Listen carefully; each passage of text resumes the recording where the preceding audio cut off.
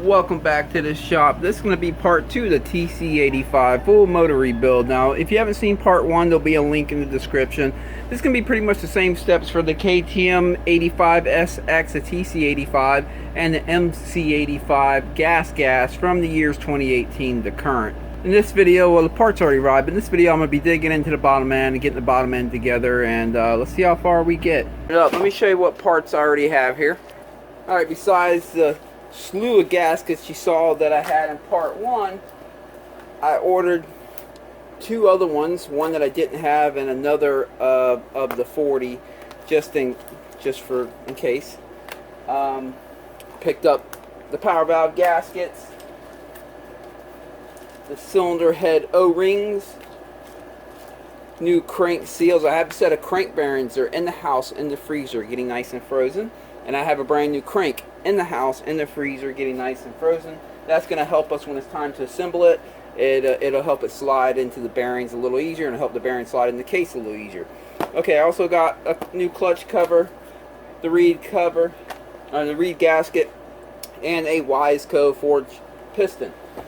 So we decided to reuse the cylinder. I'm just going to clean up the few little scratches the best I can off the bottom and try to remove any of the melted melted piston on the bottom, if there is some melted piston there. Clean up the best I can, and he said we'll worry about the cylinder maybe on the next top end, but he's just looking to run that cylinder one more time to try to save a few bucks, and I get it. Like I said, these things are not cheap. Okay, I guess I'll start on this side. I should be able to get this motor out pretty quickly. It's just a 2-stroke. Yeah, there we go.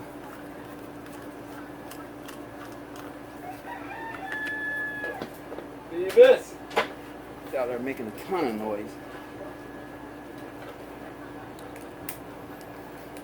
Pull this off. You know what? Forgot my earplugs.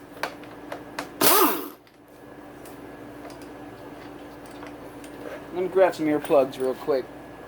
Okay, got some earplugs on now.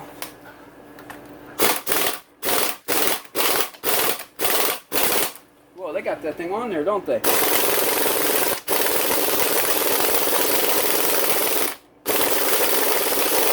Yeah, someone had that on Loctite on there real good. A dab will do, guys. A dab will do. That was almost overkill. Alright, let's see here. Just be able to slide that off. Yep, so I won't even have to remove the chain. Pull the motor out. That's pretty convenient. I'll go ahead and pull this off now. So I'm just pretty much going to take everything off on this side, go to the other side. I'm trying to do this quick. The faster I get this thing on the bench, the happier I'll be.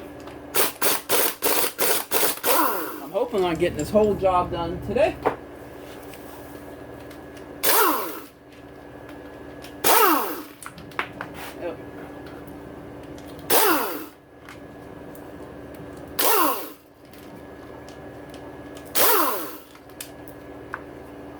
No more down there? Okay, I guess not.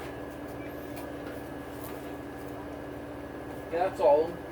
Maybe someone used something. Yeah, someone put a little bit of gaskets on there. And that's good. You want to do that with these covers, because otherwise you get moisture up in here. You can see it's all nice and clean. There's no rust or anything. So someone has done this bike justice by using a little bit of sealant around that. Let me go ahead and get this off. You know, there's an easy way and a hard way to do things, right? I've seen people, let me get this hose out of my way. I've seen people disconnect this and leave this on the motor to put the motor on the bench, but then you have to bleed it when you're done. Just take it off while it's here, right? And just hang it over the bike. It's zip tied to this.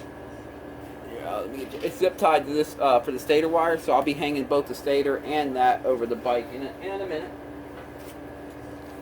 Okay, pop this sucker off. I'm gonna hold the. If you use an impact to do this, make sure you hold the rod while you do it. Otherwise, if that crank goes spinning, that rod beats everything up. So I'm just holding the rod with one hand here. There we go. And if you don't have an impact to pull that off, there's a tool that you can bite right here and hold it, but man, that's nearly impossible. I've tried it with that tool. I mean, you can do it, but it sucks. Another way to do it is remove the clutch cover on the other side and jam a piece of aluminum between the primary gear and the clutch gear, and then that'll lock the motor up so you can loosen up that nut there. But if you have an impact, even like a battery power impact, they do really good. I have this little. I picked up this little battery powered impact from Harbor Freight for like $60. I just use it at the track when I don't have air, but it works really good. It's awesome. Need to get stuff like that off. Of course, as I say in all my videos, I'm real cautious where I use an impact during reassembly. You can strip stuff out in a hurry. Okay, this is a flywheel puller. You'll need one of these. You can pick these things up anywhere, eBay, Rocky Mountain, Motorsport, you name it. Oh, wrong way. These are reverse threads, so to get it on, you have to actually twist it the opposite direction to get it on there. But, alright, let me try this again. I'm going to have to hold it this time. There we go.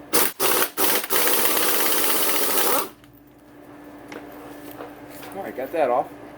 Okay, let's get this stator up off there. That's a 6mm right here. Loctite, that's good, and I believe that's factory. I'm sorry, thread locker.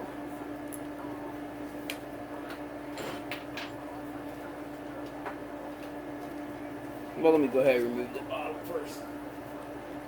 Because there's more than one way to skin a cat, right? I could follow these wires all the way up here, disconnect them, and take that to the bench, and then remove this. Because this is going to have to come off anyway to do this job. But since it's got to come off anyways, I might as well remove it while it's on the bike. That way I don't have to chase the wires up, cut a bunch of zip ties, and yeah, just less that I have to do overall. Plus I don't have to break any connections. You know, I run a YouTube channel and people comment all the time where they did a job and they disconnected every sensor and every this and everything that, and when they went to go put it back together, well, now it's not running right or checking the lights on, and they have to go through all the terminals and see which one had a bad connection. Well, and you don't, if you just leave things connected, that if you have the opportunity to leave stuff connected like we're doing right here, see, all I did was put the slave cylinder up here and the stator up there. Then there's less chance of them type of failures happening, and just it can help make a job a little bit more seamless. And that's pretty important, especially if you do it for a living like I do. If you if you run into little mistakes, let's say you run into one of them little issues every other day, that's time wasted, and time is money. So I try to make jobs as seamless as possible and cut and dry. And one thing I found is the less stuff you have to disconnect, the less likely you're going to have issues when it's time to hit that start button or kick start the bike. And that's what I'm looking for here, seamless jobs. Okay, let's see if I can pop that off. Yeah, we can. Let's see if I can get it out of there. Yes, we can. They got all these wires over there zip tied. Great. I'm sorry, I meant hoses. Let me pull that back out and clip that zip tie in there. Okay. Now I should be able to slide on out. Same thing. I'm just going to drape this right over the side of the bike here. Last, I removed these two motor mount bolts right there. So it looks like this side's pretty much good. Let me move over to the other side. Alright, got to get this frame guard off. There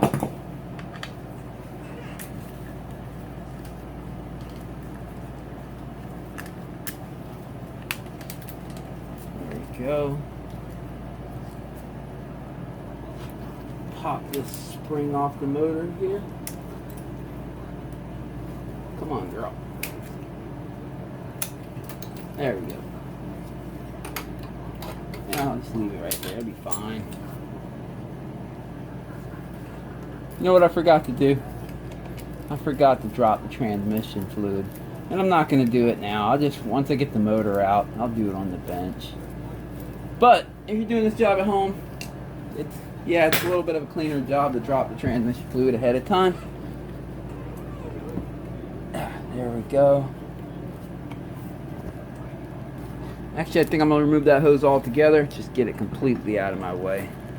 Okay. All we have to do is get that swing arm pivot bolt out of the way. I'm just going to use a long bolt.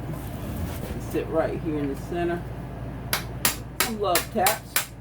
Now I don't want to beat it all the way through because then the swing arm's going to come out, right? So what I want to do is I want to beat it just far enough to release the motor, but yet hold on to the right side of the swing arm. So let me gauge about how far I got to take it. Got to take it about that far, okay.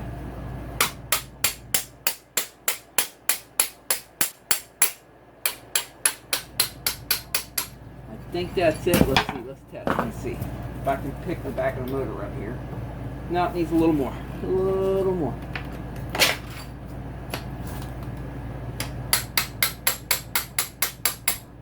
There, I saw the motor shift. Now the motor's free. Or it should be.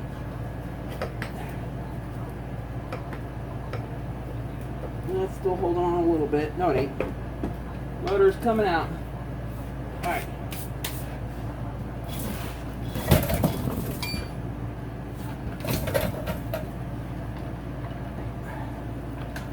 And it's out of here.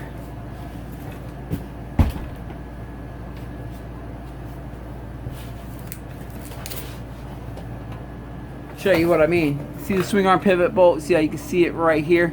If you beat it all the way out, the swing arm's just gonna go poof and fall off the rear of the bike or hang on by the shock, and just bring it out that far. It'll hold it on the bike. Yeah, it doesn't quite match up right here, but it's holding on the bike at least. You can see it swiveling back there. Yeah, we'll worry about all that when it's time to put it back in though. Let's get to the bench. I went ahead and drained the motor oil, but I'm still put on a turkey tray. Because when we open it up, even though you drain the oil, there's still always some that's going to come out. So I just keep my rags and my bench nice and clean.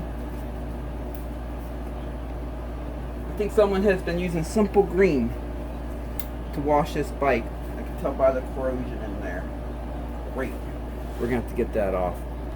Okay, I sprayed some lube in it in here, and then what I do is I tap Kickstarter this way, the opposite way that you would kick it, because obviously every time you kick it, it kind of knocks it in the splines that way. So you try to hit it this way. This pin just fell out. This pin goes in where the clutch slave is at. This rod, that's for your clutch. You don't want to lose that. Pop it. We'll be putting that back in and time to put it together. But anyway, I'm going to sit here and there it goes.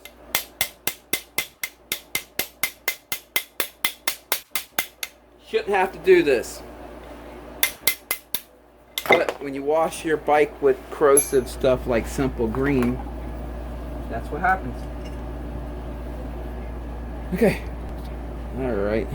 I actually shock a lot of people with that. I'll call customers of mine up and I'll be like, hey, are you using Simple Green to wash this bike? Yeah, how did you know? And then of course they're like, well, what do you use?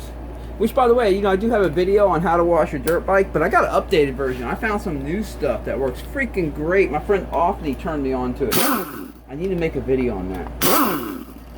I won't tell you what it is right now, because I would also have to tell you how to use it, and I'm just going to save all of that for the video. But man, it works great. Just getting the reeds out of here. We need that out to split the cases. Alright. Now let's get this cover off.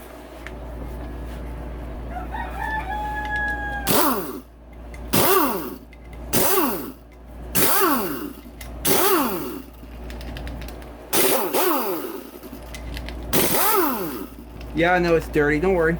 It'll be all cleaned up by reassembly. I think that's all that needs to come out. Let's find out.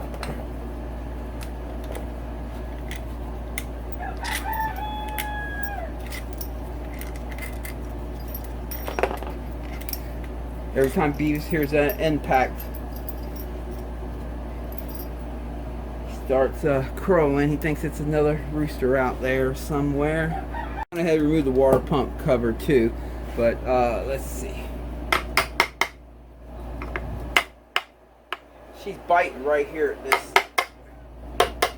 There we go. I think it'll come off now. Alright. Be careful, you want to slide that up and over off that. Alright, that's a mess. We'll clean all that up.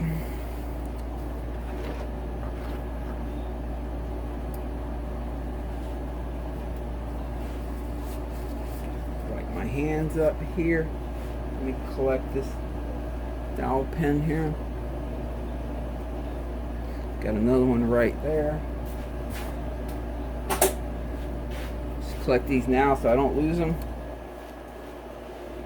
I think the third one, yeah, here it is. That one's stuck. So maybe that's what was causing the cover to be biting on there and not want to come off. I can see corrosion on it too. Again, simple green. Now the owner of this bike bought it second hand, so it could have been the previous owner using simple green. So I'm not blaming him. But he'll see this video, and if he is the one using simple green, then he'll know.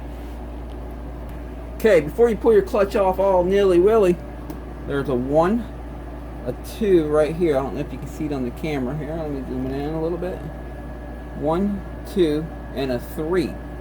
Okay, and that designates the, let's call it the clutch spring stiffness. So depending on where you turn this before you put these 3 bolts in, will increase or decrease the clutch spring stiffness as it smashes down this pressure plate, conical clutch, whatever you want to, conical spring, whatever you want to call it.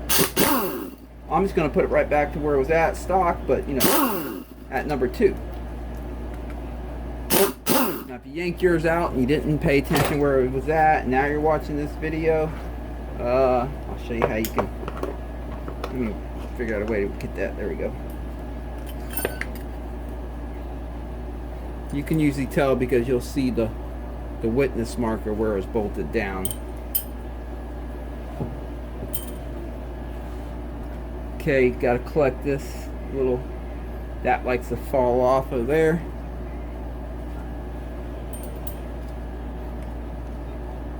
I'm just gonna, let me see if I can get the pressure plate off here.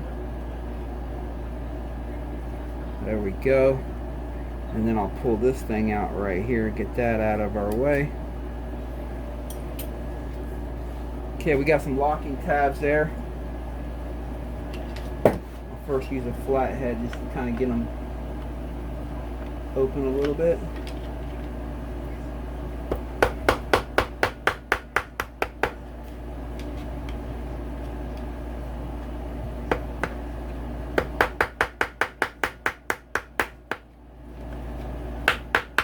Alright, now let me get a punch.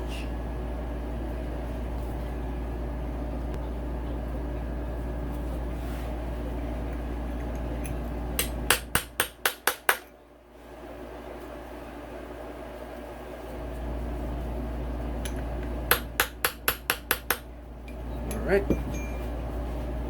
What size is that? Let's see here. 24.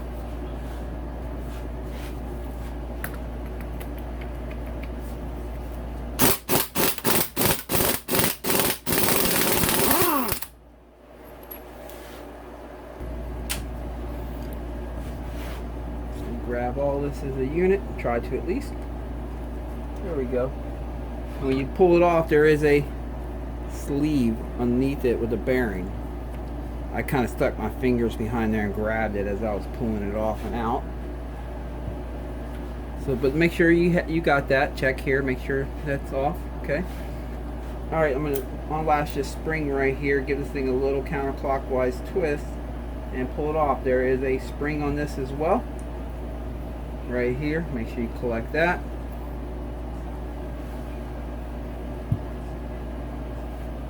Then we have this right here, little idler gear.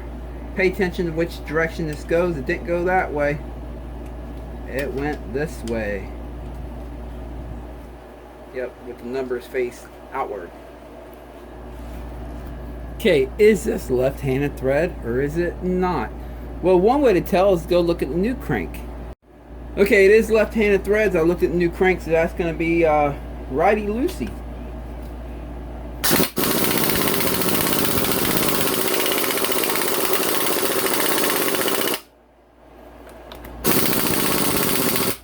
Tons of Loctite, and I got this on the low setting. Let me put it on a tougher setting, a stronger setting. And there we go. It definitely uses a good amount of thread locker on that.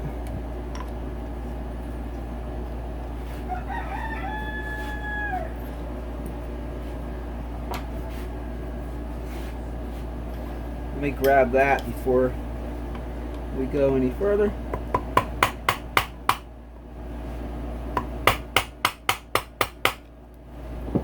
Sucker's in there.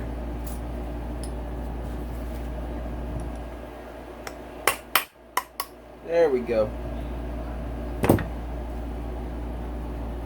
Got it. And let me get the shifter out of my way. Actually, to pull this shifter off, I would have to remove this this part right here. But I think I might be able to leave that on. So let's see. Because I'm not pulling the transmission out, all I'm doing is splitting this case to swap out the crank and the crank bearings. So I might be able to just leave that in place. Excuse me, got hiccups. Small little O-ring up in here.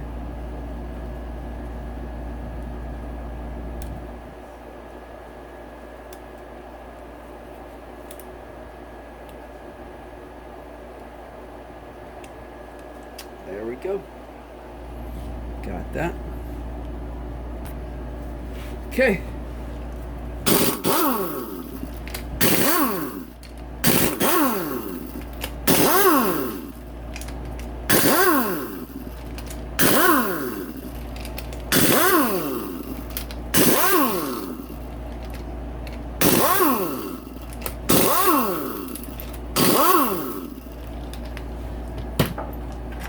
Pull all these out. Okay, this is the part of the video where if you watch someone else's video, they're going to try to sell you on case splitters. Do you need them? Nope, you don't. I just use some really long bolts.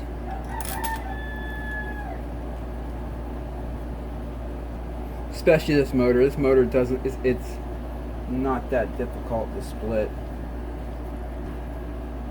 Okay, here we go. Tighten these up a little bit more.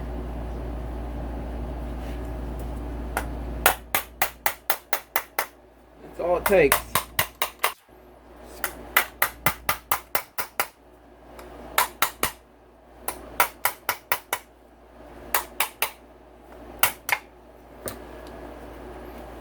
There it is. No case splitters needed.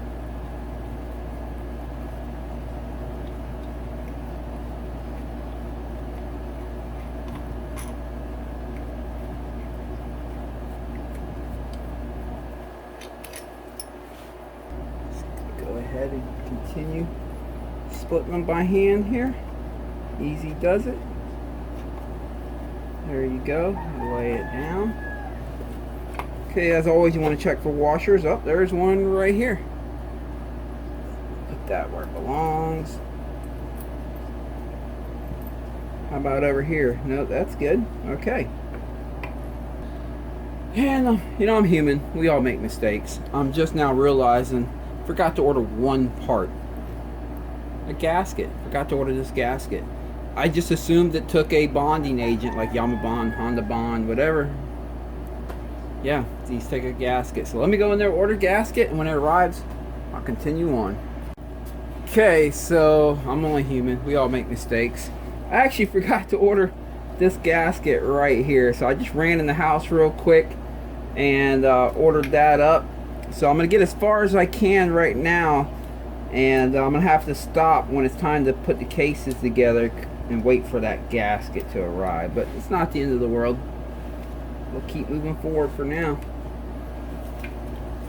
Okay, this, yep, I was gonna say it should just slide right on out. And interesting, it came out on that side of the case and not this, because they usually slide out of that easier. But here's the crankshaft with all its slop and flop. Just trying to look up in here and see what's going on. Yeah, I can see that the cage that holds all the needles, I can see shiny spots on it. So it's been wearing out and starting to rub, and I believe that's what was shedding metal and hitting the underside of the piston there. It's pretty sloppy. But okay, well that's out of there. And I'll go ahead and pop this off too. We're gonna need that. That sucker's on there.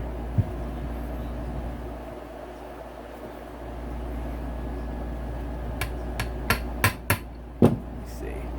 Oh yeah, I'm getting it. There we go. Alright, got it. Alright, here's the new crank. It's frozen, but or it's almost frozen. I'm gonna put it back in the freezer in a second. Keep it frozen, but I want to at least compare it to the old crank. Make sure they sent us the correct crank. Yeah, it's looking good.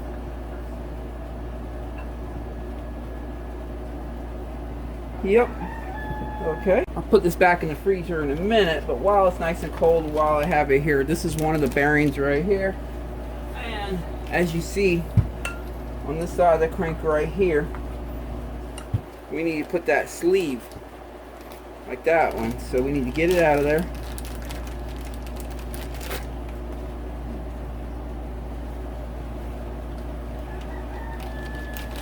I'm gonna heat this up so it'll just slide right on there.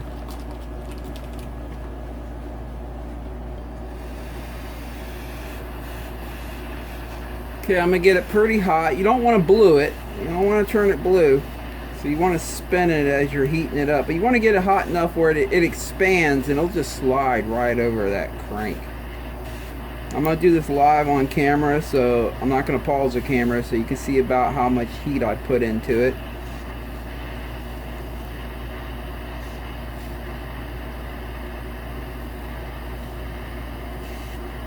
Obviously you could just press it on there if you wanted to. I have a press here and I can do that, but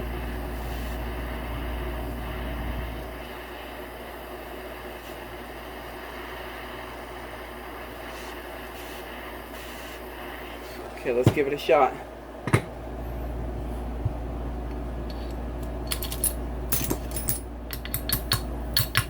There it is. Dropped right on. I got this socket that's, just give it a couple love taps, make sure it goes fully on. It'll cool down pretty quick because the crank's frozen. Yep, she's fully on there, so that's good. Okay, I'm gonna put this back in the freezer. Okay, I'm gonna use a brand new box cutter blade and just remove any of the old gasket residue here. You want to use a brand new blade when you do this so you don't scratch up the surface. Yeah, I forgot to order that the case gasket here. I was just assuming that this was I took Yamaha bond, Honda bond, you know, one of the bonding agents to seal up the cases. I just totally forgot that these use a gasket, so that's why I forgot that. Okay, got all the gasket material off. Let me take these outside, get them all nice and cleaned up, and I'll be right back. Okay, got that all cleaned up. I'm going to try to use a blind wheel bearing puller. I don't know if this is the right size, but you can buy these blind bearing pullers. You can find them actually on Amazon, eBay. They're not that expensive. They work great for stuff like this.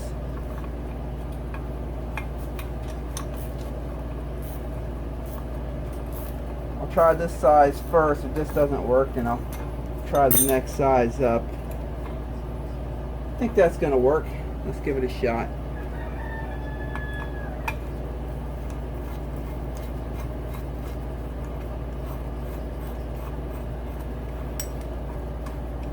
Okay, I got it all situated. If it pulls all the needles out, we can always just use a puller on the inner race there. But let me try this first.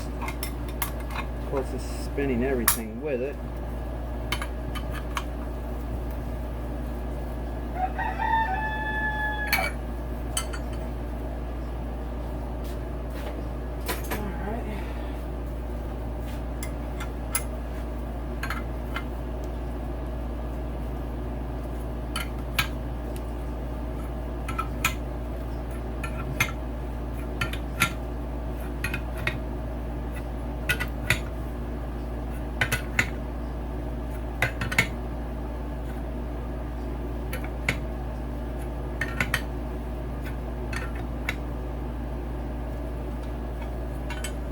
seems to not be biting yet, so let me take it back apart real quick. Real quick, we're gonna try something else. I'm gonna pop this cage out, start popping some of the needles out, and just take it apart pretty much. These rollers in here, just stick a flat head behind them and pop them out of their seat.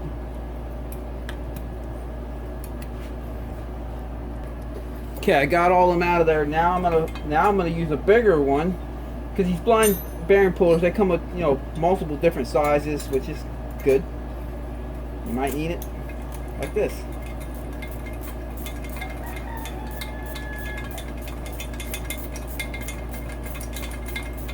Holy cow! Come on. There we go. Alright, got that on there. Now let me put this back on here.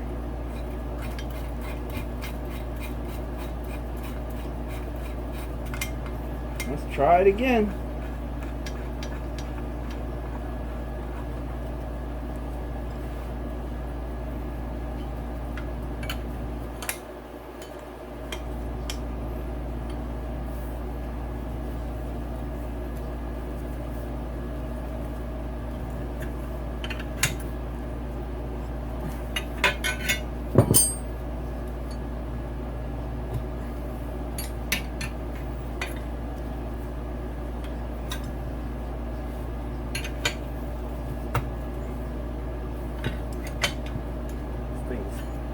Pretty crappy.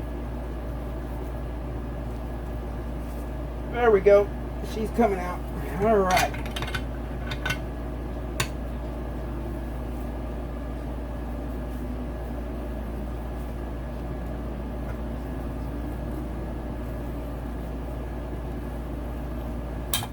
Don't worry. The new one will come out a lot easier than that one. The new one will go in a lot easier than that one came out. Here's what these blind bearing pullers, that's what they look like if you're interested in getting one of them. That's probably the best way to get that bearing out. Okay, let's knock this seal out now. Just gonna stick a socket in here, perfect size. There we go.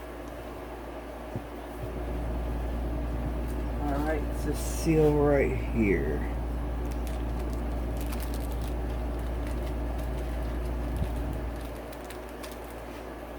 Give this thing another wipe in here, make sure it's really good and clean.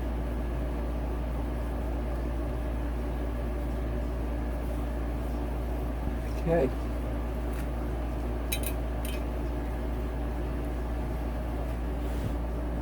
I think I'll just try using this to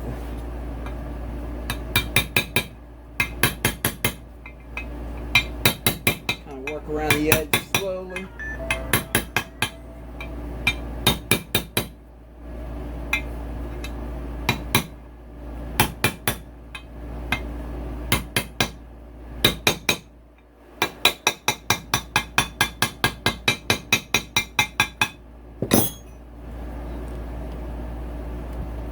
Looking good. Alright, now I'm going to take this case right here. I'm going to heat it up to about 170 degrees. You can put them on a grill. You can put them in your oven. Set your oven to about 170 degrees. You don't want to get it much hotter than that because obviously we have seals on it, right? But these seals can totally handle 170 degrees. I mean, they're meant to handle more than that. If you have one of these right here, they can tell you how hot it is. I've been doing this for a while, so I really don't need this. I kind of can just feel it, but let me go heat it up. Okay, I got them about 189 degrees. It's close enough.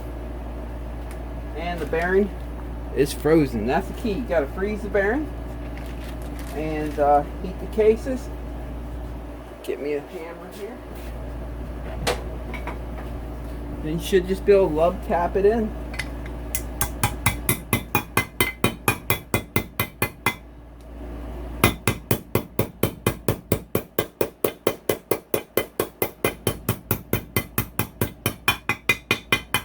Simple as that. What you do, I know there always is. There's gonna be someone in the forums, I mean in the comment section, you never hit a bearing with a hammer. Yeah. Been doing this a lot of years, and a lot of people do it. what you want to hit is you want to hit the outer race all the way around. And that's all you're hitting. And you want to use a hammer with this nice smooth face. If you put it in this way, you can use a press too, but in my experience, and I have a press here, so you know, it's not like I don't have it back there. But sorry about that, phone call came in. Anyway, and you can see, the case is hot, so I'm holding it like this. And you can see that the hammer's not leaving any marks in this bearing. That is very, very, very, very hard steel. So again, my experience, it's safer to do it this way by heating the case and freezing the bearing and tapping it with a hammer than it is using a press. When you use a press, if you don't get that bearing in there perfectly square, it starts to get a little bit crooked or whatever. It gets nasty fast.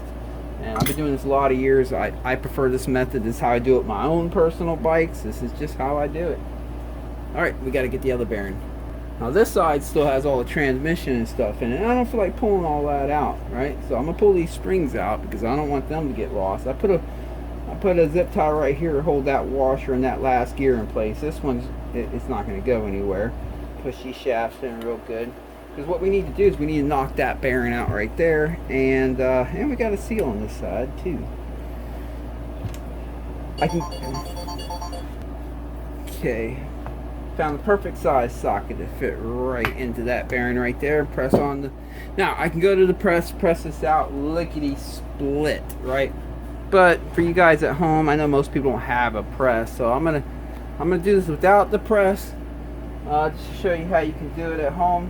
Now with the transmission still on it, so what I have to do is I have to use my hand to hold all these parts in place, because these shift fork pins right here will want to pop out, these gear, everything, right? Because what I need to do is hold all that in place with one hand and lay this part flat on the bench here. But let me see if I can get that out. I don't need that digging into my bench. It's a wood bench, it'll be safe if it does. Yeah, alright, I'm gonna leave it in. Like I said, it's a wood bench with rags, it'll be okay, but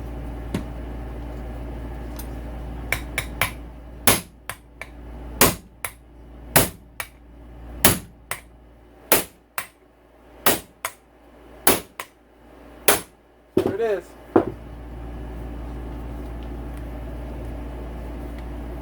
And that's how you knock a bearing out. These type bearings, that is, the roller ones. Alright, now let me knock that seal on out of there.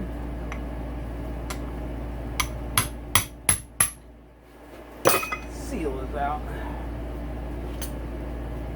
Seal it up.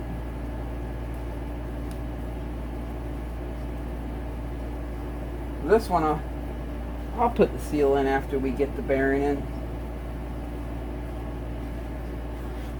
Okay, let me go put this on the grill, get it up to about 170 degrees. I have the bearing in the new bearing in the freezer, so let me get this case warmed up.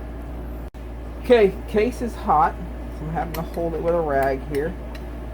Bearing's frozen. I'm gonna hang it on the edge like this because I still have this rod over here with the lever. So I'm going to kind of hang it on that edge right there. Got to work quick once this bearing touches that hot case.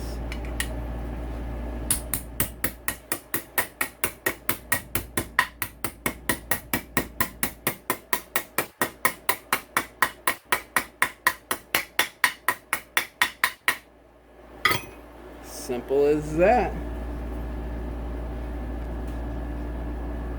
Check it out. The case is still hot, but I'm gonna attempt to knock this seal in while it's hot.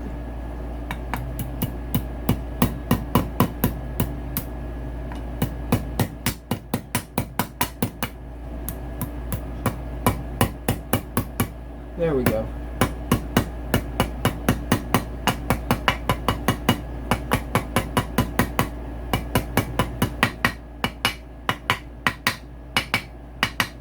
You just want to beat it flush with that outer edge right there.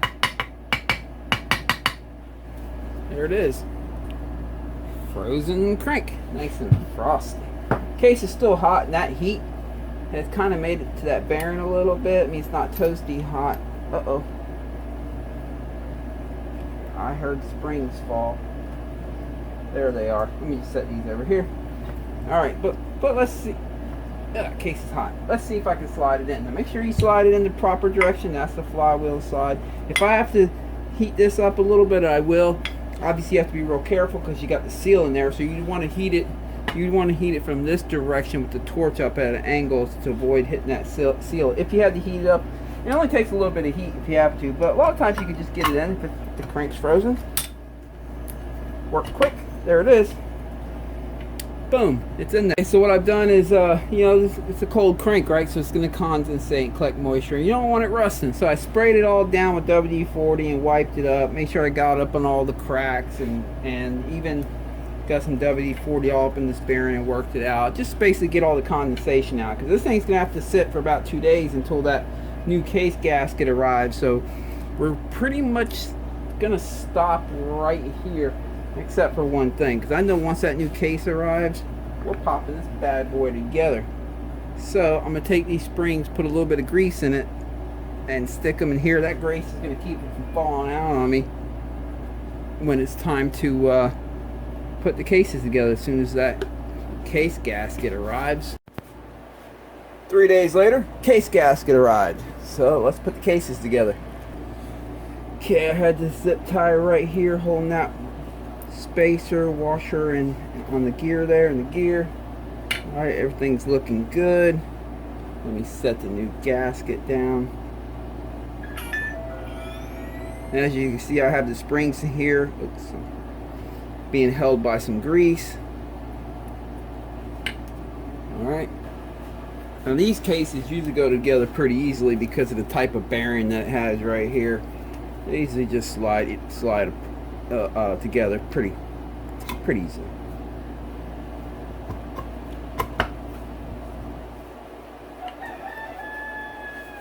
Almost all the way together, just a little bit of a gap there, tiny little bit. Let's see here, move the rod to a good place.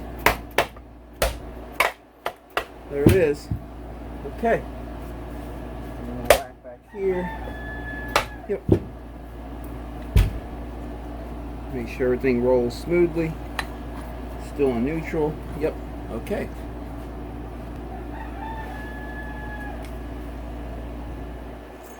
Let's go ahead and slide the hardware in it.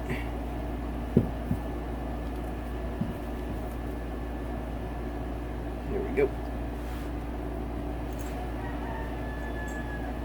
I'm just going to place all the bolts in at first and make sure they all stick out in equal amount, and also make sure that they go into the hole for the gasket. Kind of give it a little bit of a twist, make sure it bites. There we go. But you can see how this one is, that one's not very far out, this one's much further out, so one of them two are not in the correct hole. And I believe it's this one, the shorter one. So let me find one of the longer bolts here. That's the correct one for that hole. Because they should all stick out an equal amount when you have the right ones in the right holes.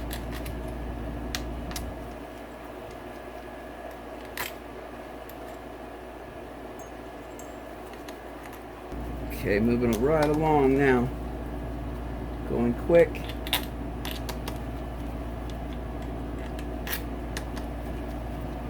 Okay. Got the drag set on this, so it's not going to do any stripping out.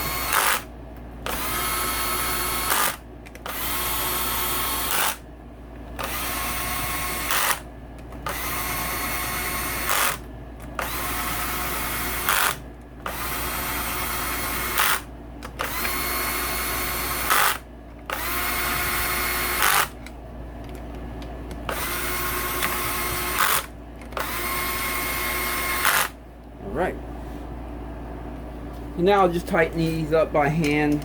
They do have torque specs, and you can look that up in your manual. I've been doing this a long time, so I got a good feel for it. If you're not going to use a torque wrench or torque specs, you see how I'm choking up on the ratchet here using a quarter drive ratchet? That's to kind of help ensure that I don't over tighten it. These are really easy to strip out. They're just little 8mm, so keep that in mind. Don't go crazy with it. I like to make 2 rounds. The first one I get them, you know, as tight as I expect them to be, and then I go back through and just double check.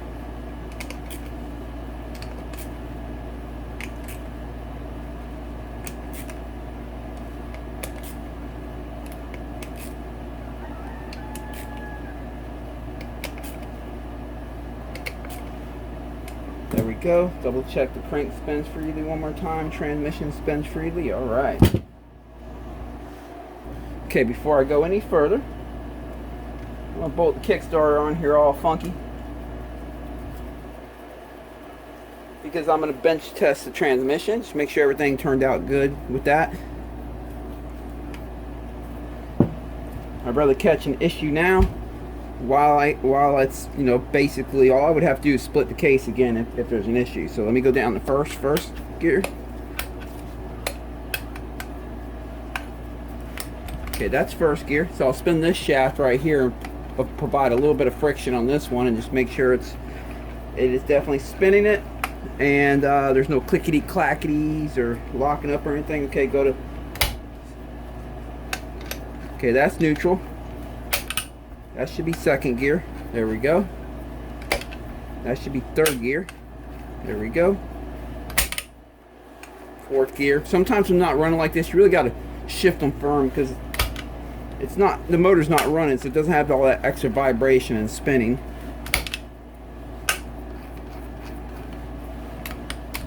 There it is. That's all the gears.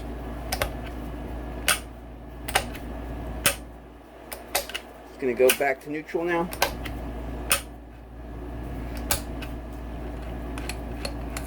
There's neutral. All right. Okay, let me trim these gaskets off. Here, clean that razor.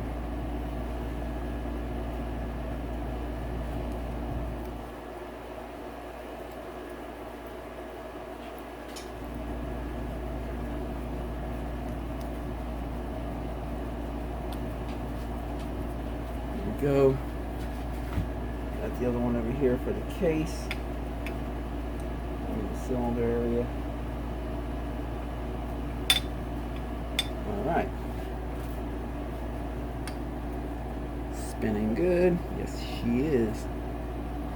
Okay, so we are back at it. Put this rubber O-ring right here. And then use the, it's not that end. The flat end goes face outward. It's this end right here. It goes over the rubber seal and pushes it all inward.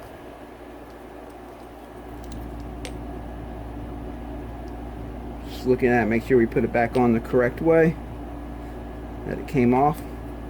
I can see that line right there, so that was for that. So okay,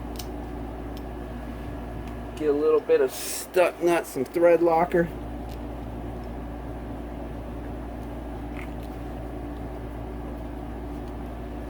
The last thing I want is this thing to come loose while he's out riding. I'm gonna make sure it's a neutral. Yes, it is. Okay, I'm gonna impact this on, and that's why I checked if it's a neutral. If you're gonna use an impact, put this on, make sure it's a neutral. I'm gonna start on setting number 1, and make sure you're very familiar with your impact. I'm starting on setting number 1 on this one. It's really light. There we go. And then I'll give it some wax on setting number 2. There we go. And then setting number 3 on this thing's pretty stout, but that'll do the trick. Setting number 2 is decent. Okay, I think that's it for this side. Let me look it over. We'll be putting this on when it's on the bike. That, yep. Okay. Actually, I'll go ahead and stick the reeds in here while we're here. Have a brand new gasket right there.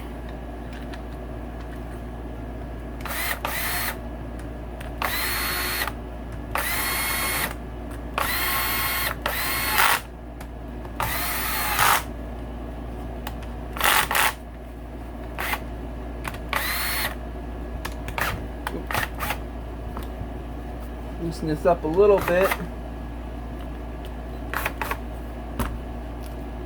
I'm just kind of, you see how there's a little bit of wiggle here? I'm just kind of making sure it perfectly matches the throat of the reeds when I tighten it up.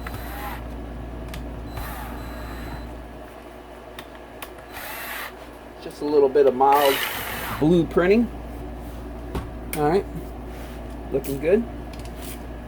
Again, I'll tighten these by hand. Don't go crazy with it. Strip them out pretty easily. Just choke up on the ratchet. Alright. Oh, wait. Yep. Now we're going to do this side. We'll do the cylinder and stuff last. Okay, I'm going to go ahead and put the main crank gear on now. Let me go get the keyway for that. Pop that on the new crank.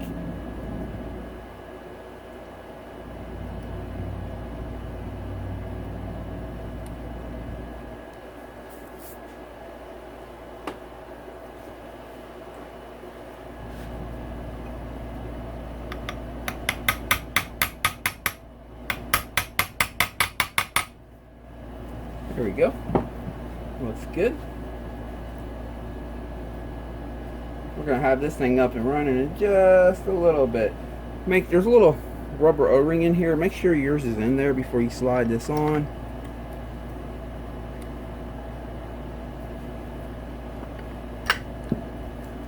Try tapping that on a little bit tighter.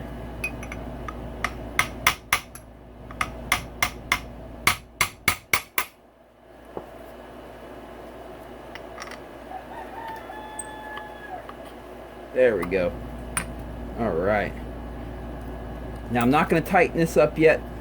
In most of my videos, you'll see that I use an impact to tighten these up. I'm real familiar with my impact, but I'm starting to kind of realize a lot of people, they don't do this every day for a living like I do. They're not familiar with their impact like I am. So I'm going to do it a safer way with the torque wrench. I think I'm going to start doing that in all my videos now, just to help you guys out there. I don't want to see you guys strip stuff out. All right, let me grab the clutch. Actually, let me do the kick starting mechanism first. Remember when I pulled it off, the lettering right here was faced outward. And this, if it all comes apart on you, see that little dot right here? That little dot lines up to a little line right there. You see you got all these splines, but none of them have a line in the middle of them except for that spline right there. So you line that dot up with that spline, and which is also where the spring it connects to on this side. And this spring goes right here. Such. What we want to do is that tab right there we want to put underneath this one right here. So we line it up just to the left of it, and we twist it underneath it. We use the spring here. It's looking good. All right. Okay, I pulled this whole clutch off as a unit like that. Obviously these pins can just fall right out. I'm gonna see if I can get lucky and get it back on as a unit.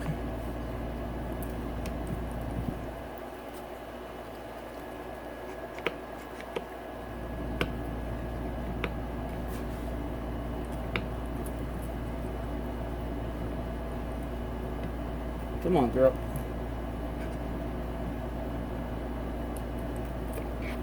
There we go. All right, make sure it goes on the, you know, it's even with the primary gear here, the clutch gear. That way you know you have the clutch fully on there. There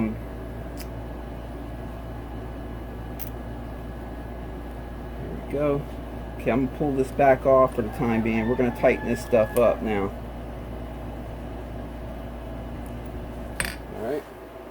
Go back to, I had to bend this tab back over a little bit.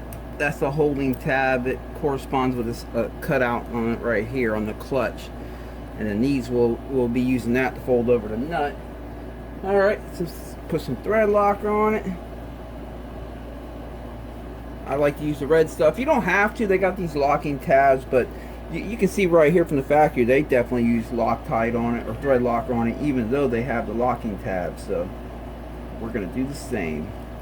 For this one, I will be using the impact because unless I hold the clutch right here with a clutch holding tool, I can tighten it up, but I don't want to do all that.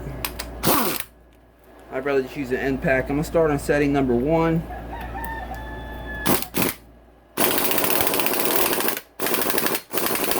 I use that just to bottom it out.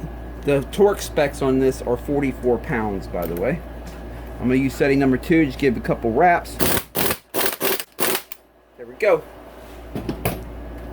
And then I'll bend these lock, that one, no, yep, this one right here. I'll bend that one over.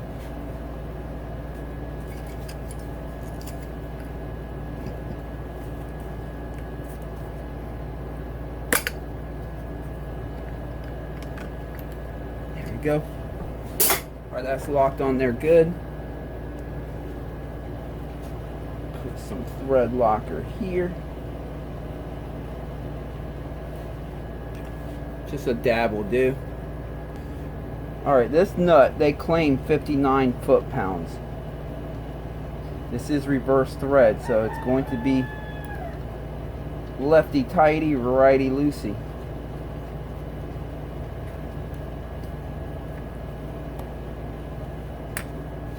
Okay, they also say 44 foot-pounds for this.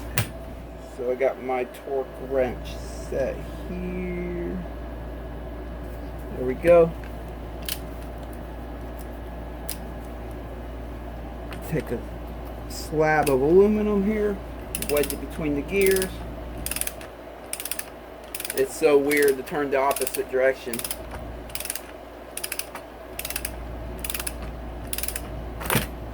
That's how you do these. Reverse thread.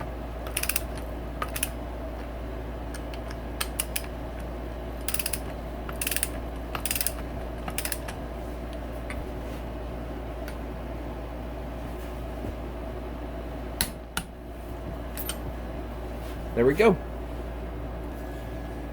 Ooh, that steel plate is sticking on that. Alright, pop that on there. Oh, before I put the pressure plate on, wipe this up. Need to stick this in here. There's a rod that goes through here all the way to the other side of the motor where the slave cylinder's at for the clutch, but we can put that in on the other side when we go to put the slave cylinder in, so I'm not worried about that right now. Alright.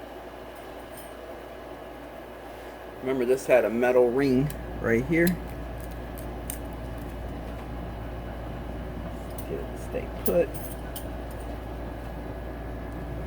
Okay, remember this was on setting number 2 right here, and you can see the witness mark where it's been bolted down to number 2.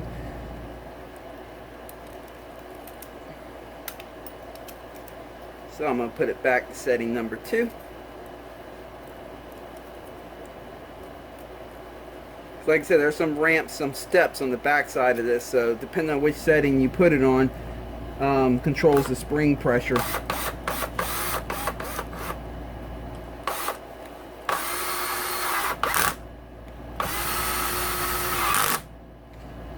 You don't have to use thread lock on these. The spring pressure kind of just holds them on. But I'm going to tighten them by hand. Be careful, don't strip them out. Again, just choke up, hold the clutch with the other hand. These are pretty easy to strip out. Be careful. There we go. Okay. Put these things back in here. Brand new gasket.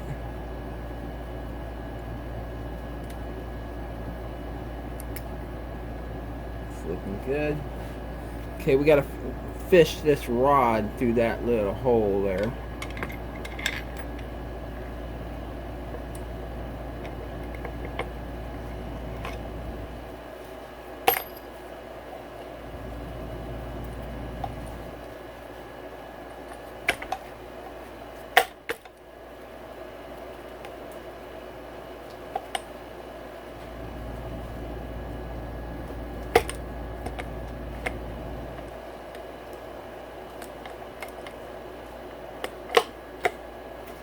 Take your time, turn the water pump a little bit. There we go. Alright, got it fully closed. Let me spin the motor, make sure it spins freely. Yes, it does. And the water pump's spinning, so that's good. And the same thing, you slide these in, all of them in at first. Let me get the water pump on there. Oop. Put this cover on first, actually, because a lot of the bolts go to there. Now the one with the copper brass washer here, that one goes in the bottom. That's for draining your coolant, so make sure you get that one on the bottom. Alright, back at it.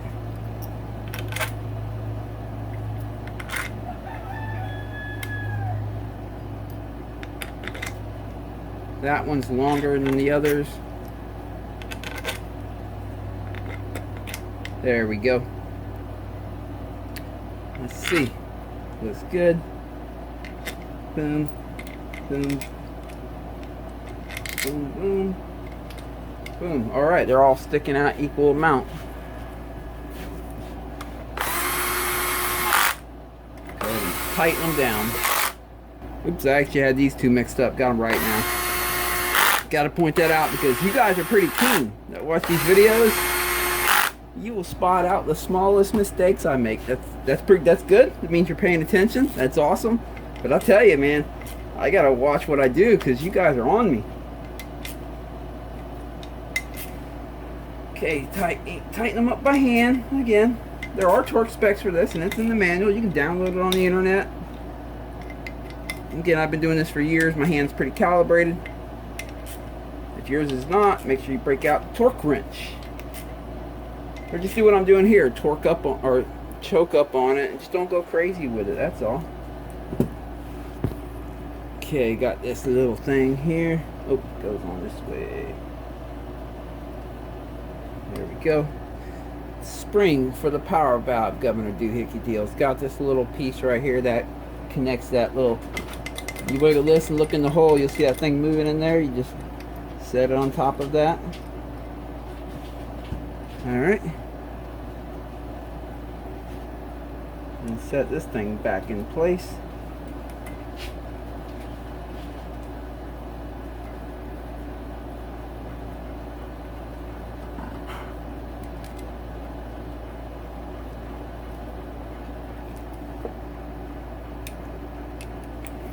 And torque that down. And same thing, don't strip it out. Okay, I think that's pretty much it for all that. We just got to get the cylinder on there now. But here we have an issue. This was a piston that came out of it. You can see that goes in nice and smooth and everything's good. This Wiseco piston for some reason has some friction. I'm gonna have to return it, and that's unfortunate. And I don't know what's going on here, but it's just a little too tight. When I put it in here, right about the mid body section right there, it becomes too tight. I don't know what's going on there. I don't know if it's a defect. Look at that. I don't know if it's a defect or what, but we can't do it, you know, and we're gonna have to get a different piston. And even when I measure it, the midsection right here, let me zero these out.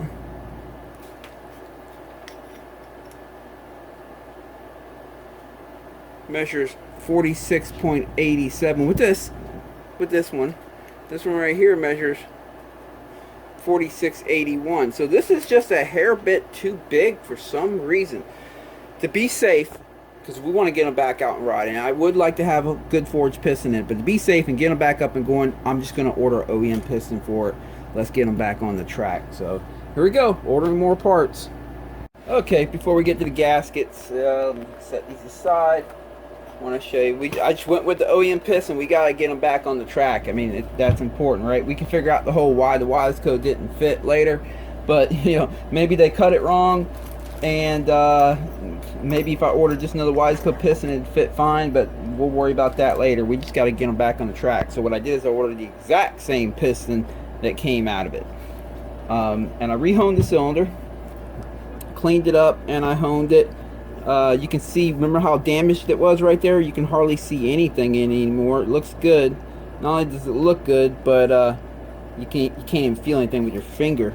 You can see a little more on this side, but nothing can be felt with your finger, so that's good. And I'll show you, the piston fits just fine now. There it is. So yeah, fits nice and nice and good.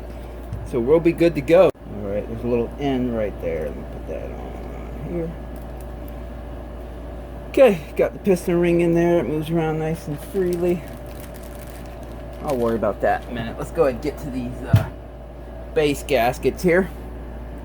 Now, since we're definitely using an OEM piston, yeah, it's a new crank, but I'm going to start with the same gaskets they had in originally. This one right here, they double stacked it. These are the original gaskets that came out. This one measures 18, so I assume that's the 20. Let's see, there's the 20 right there. Yep. So we need that gasket. Set that aside. Now here's where it gets strange. The other gasket right here measures 0.44. Yep, 0.45, 0.44 of a millimeter. So you would think it might be the 40, but the 40 measures 36, so it's not that one. Got a 50 here. Let's see. It's gonna be that one right there. So we need these two gaskets. Save them boxes. Set these gaskets all aside. That's, you know, when you're first time doing this job, that's why you want to get one of each to make sure you definitely get it right. As long as you don't change anything, use the same piston and everything like that, the next rebuild you can just order the same gaskets and you'll be good. Alright, let me grab a little bit of 2-cycle oil. Give it a head start on the oil here. I'm just going to drop a little bit right on that rod bearing. Give it some oil for initial startup. Oh, already have some build up. Might make it smoke a little bit on the initial startup, but that's okay.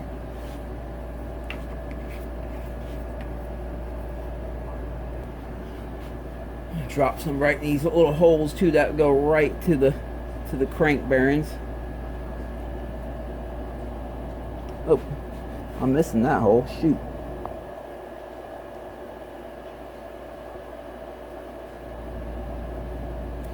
Like I said, it's gonna make it probably smoke like a mother on initial startup, but that's okay. Okay, got that full of oil. Rotate around a little bit. There we go. Grab a little bit of that and put it in the upper bearing right there, and there we go. And because this cylinder has been honed, I'm just going to give it a light coating of 2-cycle oil for the initial startup. I usually don't worry about that on a used cylinder unless it's been honed or it's a brand new cylinder, then I'll give it. Otherwise, it's not really necessary. It's going to get oil splashed up from the crank right away anyway. But when you have fresh honing like this, it's nice to wet it with some oil. And I would rather oil the cylinder than the piston because I want to hold the piston when it's time to slide that cylinder on. And I don't want to be holding an oily and greasy piston. It just makes it hard to hold on to. Alright. Alright. I'll take the open end of the circlip here and just match it in that little groove right like that, and then use my thumb there and hold that tight, and use my other finger over here hold the circlip, the wrist pin from sliding through, and just take this flathead and kind of work it around.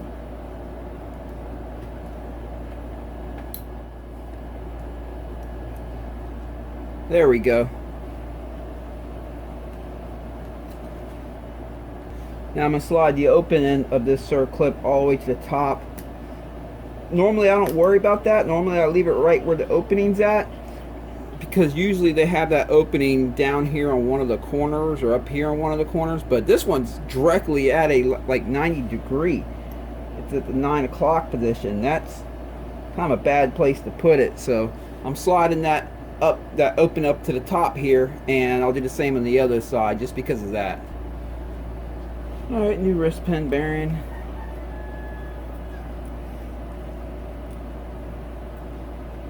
Stay in there. And the wrist pin back out of the way. The arrow right here points towards the exhaust, and always double check that the ring end gap pin in there and the piston is on the intake side.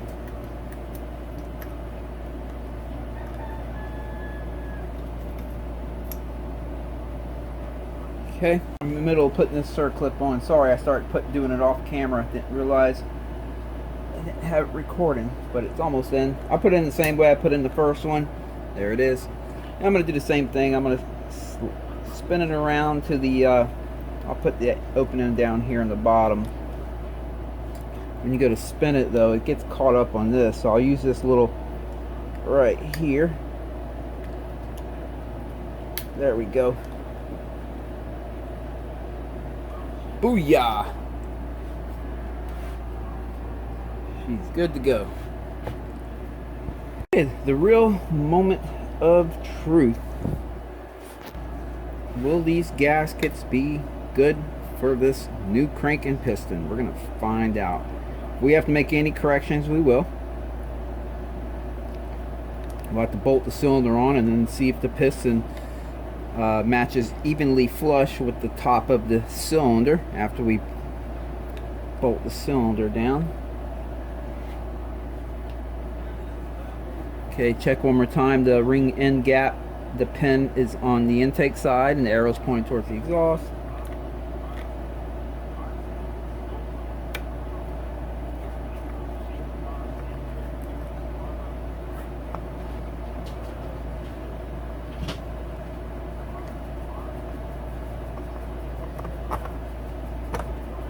Okay. Alright, going to take the nuts here and finger tight them, then bolt it down. Got to open the power valve to get that one in there. It's tight fit.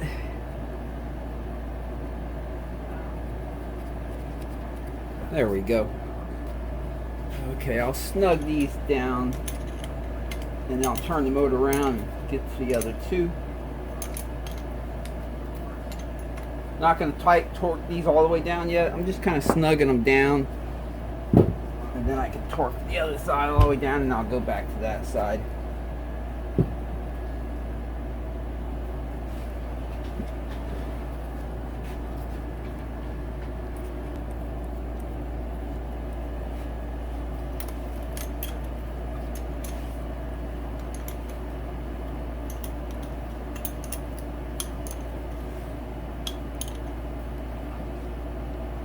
Yeah, there we go. Yeah, alright. Flip it around, do the same to the other side here. You gotta watch this little rod. If your wrench breaks off that, you hit that rod. Yeah, be careful with that.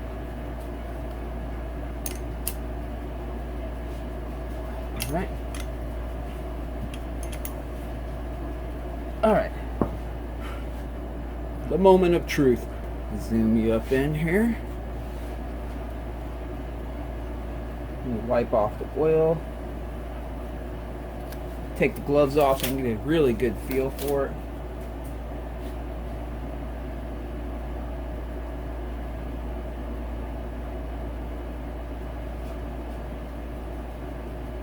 That is perfect.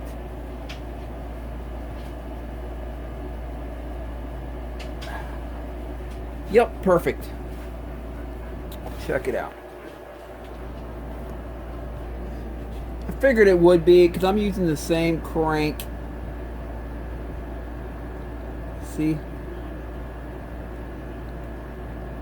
I'm using the same, I mean it's a new crank, but it's the same type OEM and the same type of piston. So I figured the same gasket thickness would do the trick. Yep. So that's all you're doing is making sure the edge of the piston right here is perfectly flush with the edge of the cylinder. And if it is, you're good. If it's not, you got to make adjustments. Well, you got to figure out with the gasket here. Do you have to go a little thinner overall, either using one gasket or two like we have here, or do you have to go a little thicker until you get that? Now some people like to use the gasket thickness to kind of tune their power a little bit, and you can do that, but stock is just flush like this. But you can use slightly thinner gaskets to make the piston where it ever so slightly comes up over the edge right here. You don't want to go crazy with it, but what you'll do is you'll lower the ports at that point, all the ports, exhaust port and the intake ports, and the piston will be coming up higher in relationship to the cylinder head, so it'll boost the compression. Them two things combined will give you a little bit of a bump in your bottom end and your lower mid-range. Or you can run more gaskets here and have it where the piston doesn't quite make it all the way to the very top, and that's going to raise all your ports, your exhaust port and your intake ports, and it'll also lower the piston in relationship to the cylinder head, which will lower the compression a little bit. And them things combined will give you a boost up in your top end, maybe some free rev, but you're going to lose bottom end torque and bottom mid range by doing that. We're just sticking with stock here. We're not looking to change anything. Okay, the power valve's never been adjusted before. I can see the stock paint still on here. So, and the bike has fairly low hours, so I expect it to be good, but let me go ahead and verify.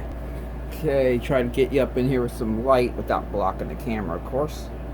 And try to get the camera to focus in on that area right in there. Let's see what I can do. There we go. Okay. Power valve open, power valve closed, power valve open, power valve closed. Okay. What I'm looking for is the side ports here fully closed, which they are, and the tongue. You'll see this tongue right here shouldn't be hitting that last little ridge right there. It should be hitting that. It should come just close to it like this is. So that's set good.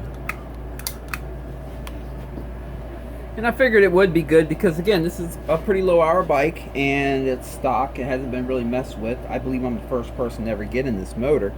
Okay, remember this little doohickey when we pulled it apart? What I need to do is first check this rod right here. I'm going to close the power valve fully, pushing down on that. And then what I want to see is this is adjustable right down here. There's a little nut, and you can loosen that and twist this to raise the rod up or down. But there's no spring on the power valve right here to close it. It relies on the spring pressure on this thing. See how I can lift it up here and it goes back down? That's what it relies on to close the power valve. So you want to make sure when I go to slide this over this, you want to make sure that it didn't lift the power valve up any or pull it down excessively. You want it to just barely have enough to just barely pull it all the way down and closed. If it's excessive and it wants to pull it down even more than that, I mean, obviously it can't because it only goes down so far, but if it wants to, then what's going to happen is when you go to rev the bike out, it might not have the movement, enough movement to open it up fully. So you want it to where it just barely does it when it just appears that it does. But then after that, you want to check. Let me see if I can pry it right here. There you go. You can check, move my hand, that it does definitely get it fully closed.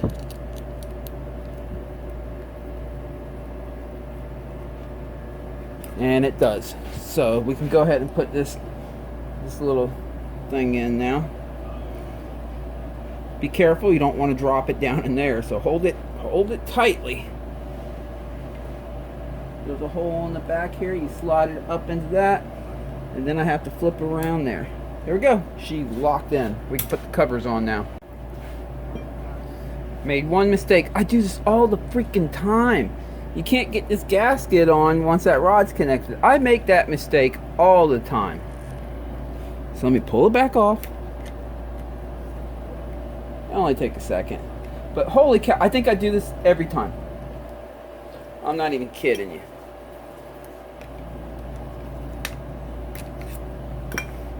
Alright. Jeez, you'd think I'd learned by now.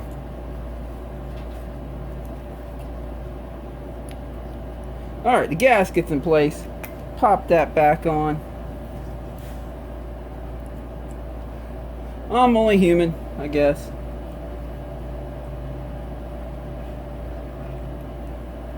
There we go. Back to where we were. Alright, let me get the hardware for that. Okay, got the hardware back on. Let me turn it around and put the other cover on. Got a new gasket on this too. She's gonna run good as new. Although I will say, I'm not gonna start it up with the fuel that's in it. I'm gonna dump the fuel out of that tank and put my own fuel in it. I have a rule. If a motor has any kind of failure, I won't start it up in the shop with the same fuel that's in it, just because I don't know if the owner mixed it wrong, didn't mix it right, whatever, you know, I don't know, and I don't need it going bad on me. I always suggest that whatever fuel they have at home in a gas can or whatever, use it in your lawnmower, start fresh in the motor, just in case. Even if they swear they mixed it right, and they swear and the color's right, you know, whatever, just to be safe, I start fresh.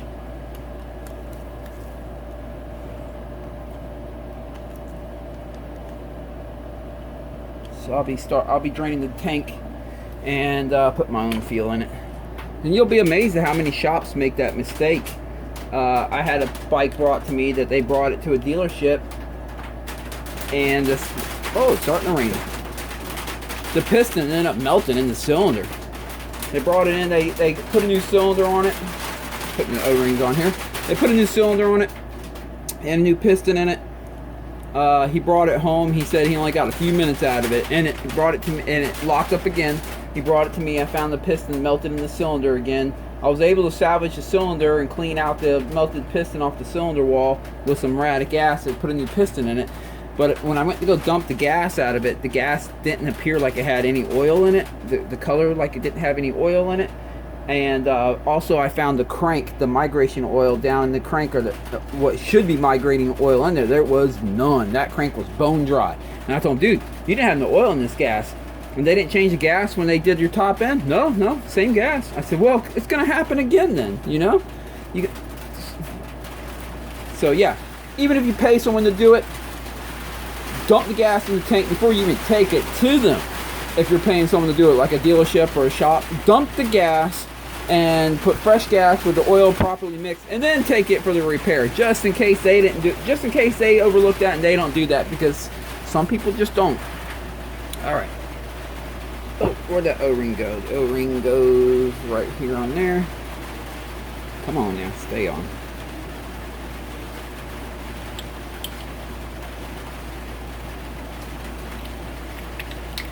There we go. Goes this way.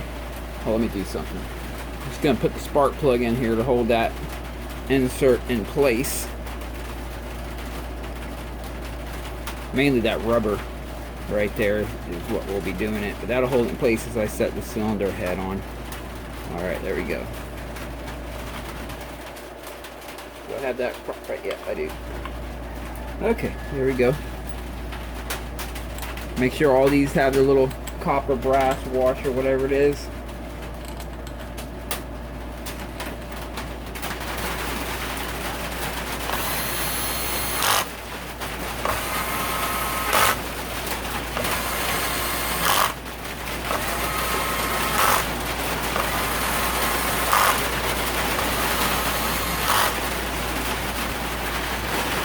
It is surely raining. Now there are torque specs for these. I just tighten it by hand myself. I've been doing this for a long time. I got a good feel for it. If you're not familiar though, I would suggest using a torque wrench and torque specs. The main thing with this is be careful not to strip them out. They're easy to strip out, and there's no retapping these. You strip them out, you're done. You gotta get a new cylinder. It's just the walls are too thin.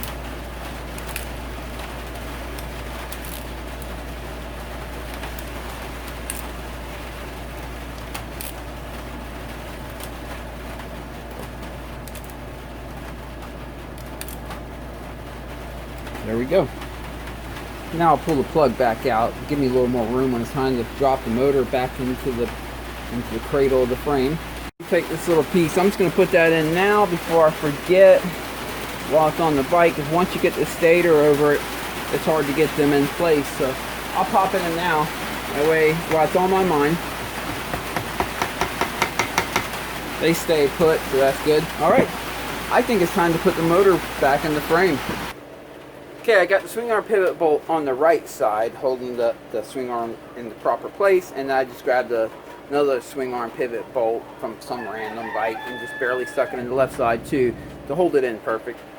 So let's set her in there. It's raining out there, and it sounds like Beavis wants in here.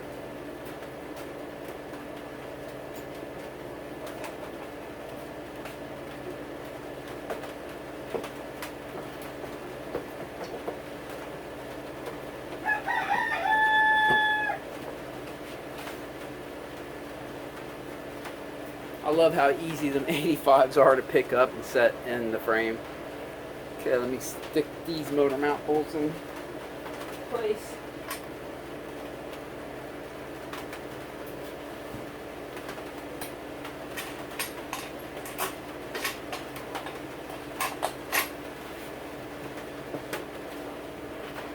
I'll twist them in a couple threads, and then we'll knock the swing arm pivot bolt in.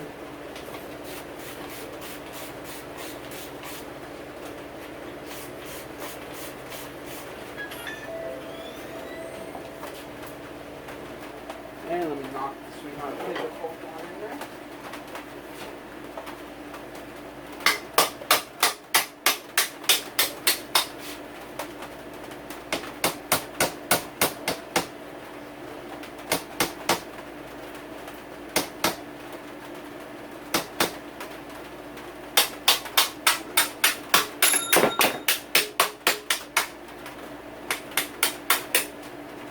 voila.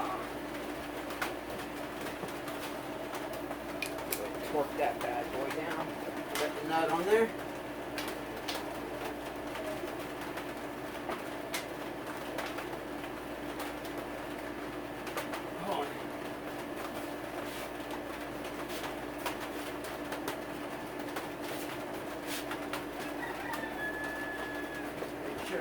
On the ground and press down before I tighten it up.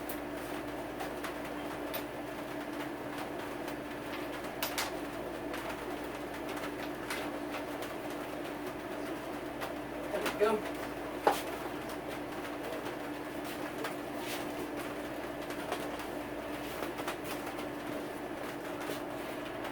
Now I'll go ahead and bolt the 2 motor mounts down there. Okay, go ahead and get the carburetor back on. These usually aren't too difficult to get on these bikes.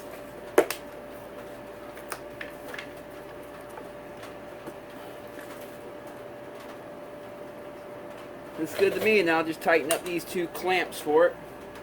And go ahead and pop the spark plug back in before I go any further, just to try to eliminate anything getting in there.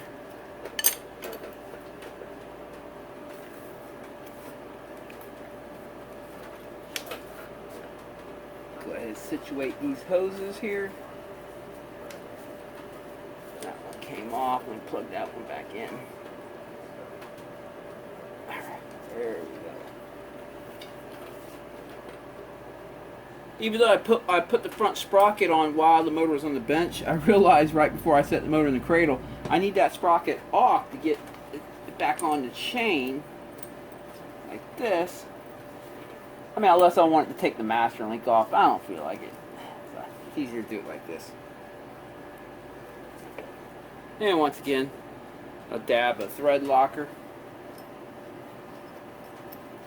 because you don't want this coming loose.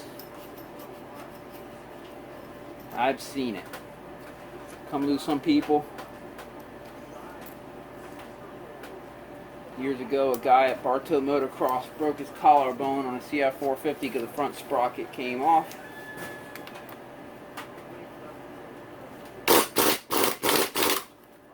Setting number 1, setting number 2. And that's good. Remember this rod for the clutch.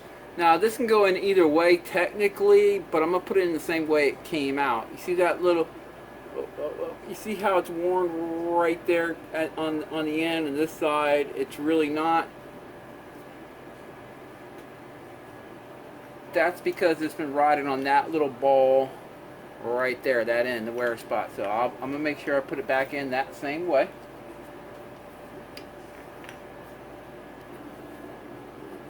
Okay.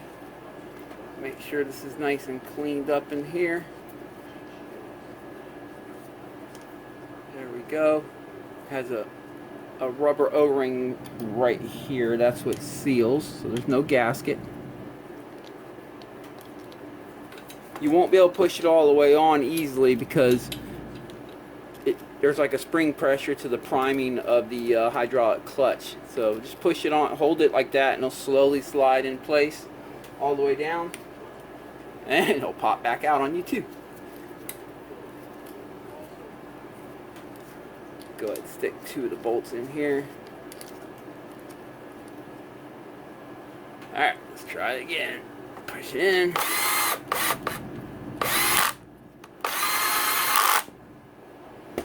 There we go. And you got to put the chain guard on. That's your 3rd bolt for it.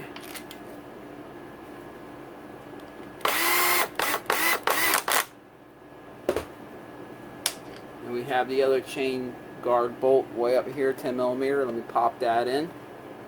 And I'll tighten them by hand. Again, you don't want to strip them out. They don't take a ton of torque. Come up here, feel the clutch feels. Feels good. Okay, time to get all this put together.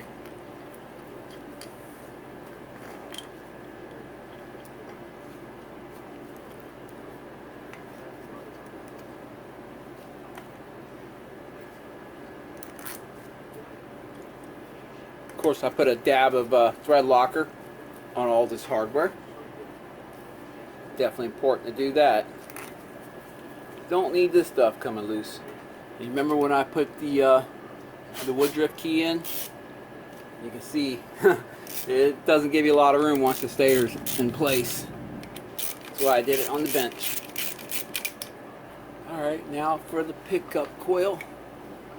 Gotta put this little metal thing back over it. Oh wait, hold on, I'm missing something here.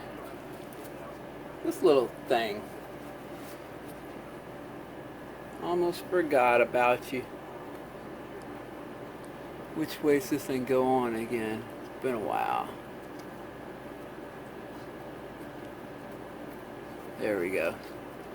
All that does is just keep them wires back there from getting in the way of the stator and getting eaten up by the stator. Or the flywheel, I mean. And I'm dropping the hardware here.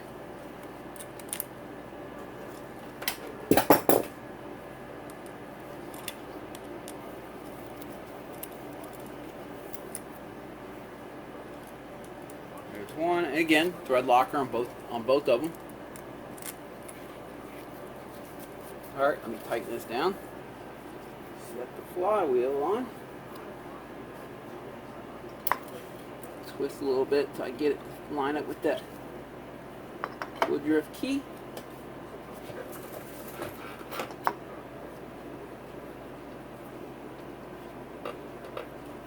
She sure is being stubborn. Let me see if I can figure out what's going on.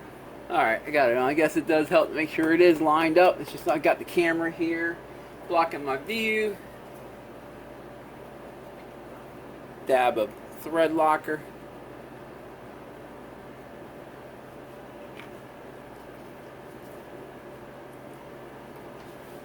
Comes with the lock washer. So we'll put that back on. And here's the nut.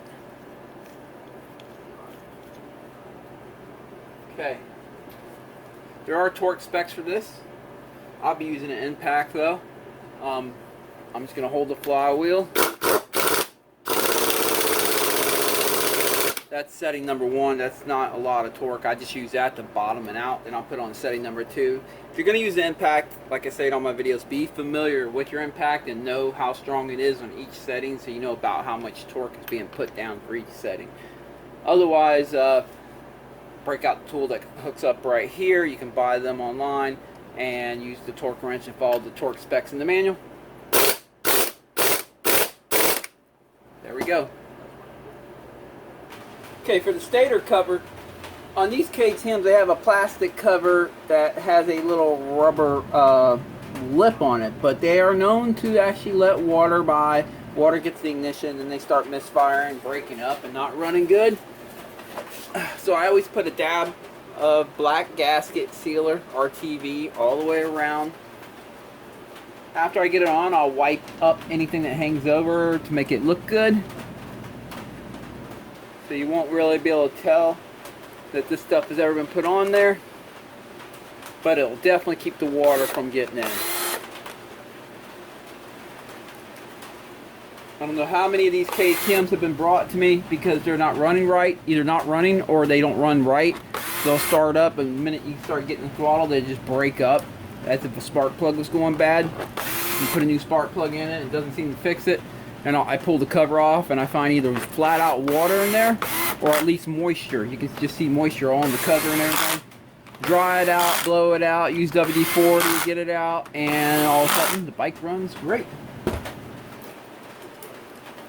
And then I just seal it up like this and it never happens again. Just wipe up anything that hangs over. So you can't tell that was done, so it'll look just as good as brand new. Okay, we're not too far from firing it up. I'm gonna blast through a few things here. Got the motor mounts back on, thread locked on. Got the coolant line on. Got this coolant line on and the engine vent hose here. Put that spring back on right here, and I'll do the Kickstarter now.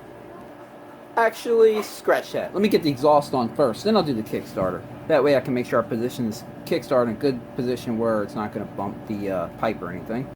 Okay, got it all back together. Got the exhaust pipe on, frame guard on, kickstart on, thread locked that on, filled it up with oil, coolant, all that stuff. Also put the shifter on. I still got to tighten up that chain. That chain's really loose, but I'll worry about that later. Put the shifter on, and yeah, let me go ahead. Oh, and drain the gas out of the fuel tank. Let me go ahead and pour some gas in it, and gonna fire her up for the first time. Okay, put some fuel in it, have the gas on, turn the choke on. Probably gonna take several kicks because, you know, the crank area is dry pretty much, except for the premix or the 2-cycle I already put in there, but we're gonna have to just kick it quite a bit to prime it up until it fires up. So let's do it.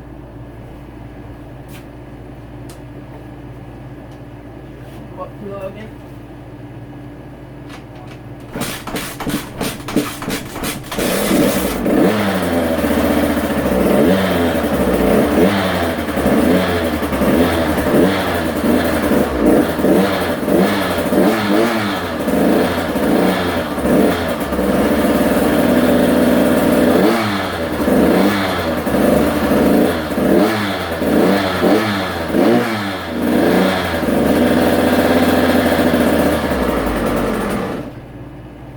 Well, she's running. Let me open up the shop door here and turn on a fan, and yeah, look at all that smoke. Ain't that cool though? Yeah, let me go ahead and do that, and I'm gonna run it through a heat cycle, and I'll be right back. Okay, I did one heat cycle. Let's start it back up, warm it up a little bit, and I want to rev it out and just make sure the power valve's opening up and she's revving out just fine and everything. I will say she's definitely smoking like a bandit, but you know, I loaded that whole crank up with a ton of 2 cycles, so that's pretty normal.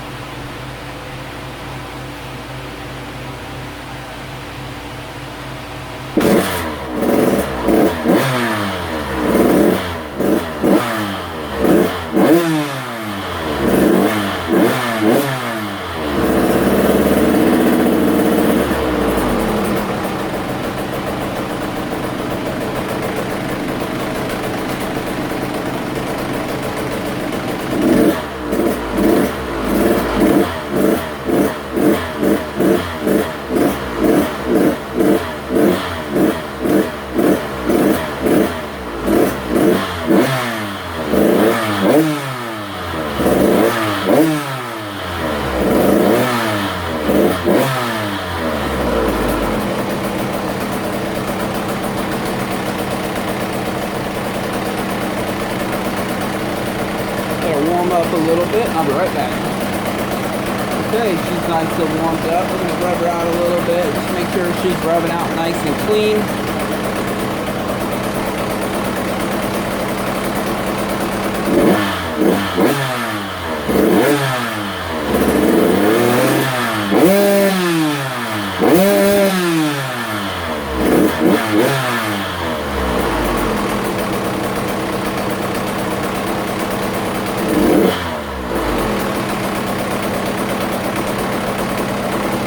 Yeah, doing good.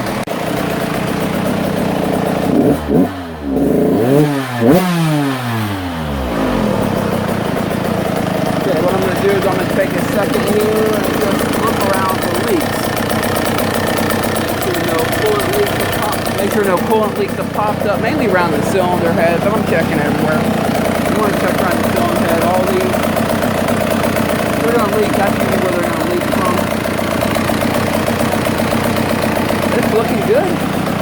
Check over here one more time. Over here.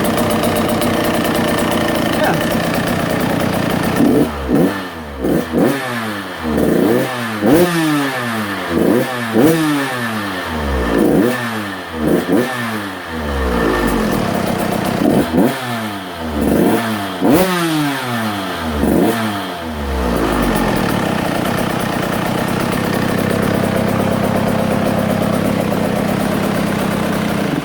That is awesome. Out with the old, look at that piston. Holy cow, and rod that had all kinds of slots starting to develop in it. So yeah, out with the old and in with the new. He's gonna be happy to get this back. So yeah, I'll wrap this up with heat cycles. I have a whole video on heat cycles, but I'll just give you a quick rundown. I usually do. If you don't want to watch that video, 3 heat cycles is what I prefer to do before I put them on the track. A heat cycle is where you basically start it up and you run it like you saw me do right here, until it's fully warm. Now you just feel the top of the radiator. When it starts to burn your fingers, you really can't hold on to it anymore. That's fully warm. Or you can use one of these little fancy dancy things right here to shoot the red beam and tell you the temperature, and find the hottest spot on the radiator and get it up to about 180 degrees, 160, 180, somewhere in that range for a 2-stroke is fine. But you want to do that 3 good times and let it cool down in the middle of each heat cycle for about 15 minutes. You don't have to let it get ice cold again. It just needs to, you know, kind of cool back down. Mainly the piston needs to settle back down in temperature. Give it about 15 minutes, do another heat cycle. After your 3rd heat cycle, you take it to the track or wherever you're going to ride it at.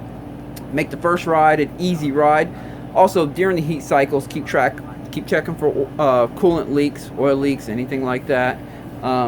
Keep track of the radiator. You don't have to pop the cap off every time in between heat cycles. Just feel the top. As long as the top of the radiator is getting hot, you know it's full of coolant.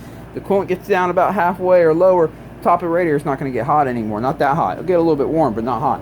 So again, keep track of the coolant as you do the heat cycles. Do 3 heat cycles and take it to the track or wherever you like to ride it at. And on the first ride, make it a shorter ride, about 8 to 10 minutes long, and try to avoid sustained full throttle. It's okay to get full throttle for short little bursts, like to get over a jump or to clean it out or whatever. You just want to avoid them sustained full throttles where you're just like for like a long period of time. Because what happens is the piston's fitting tighter in the cylinder, right? It's a brand new piston. And with heat, metals and aluminums expand.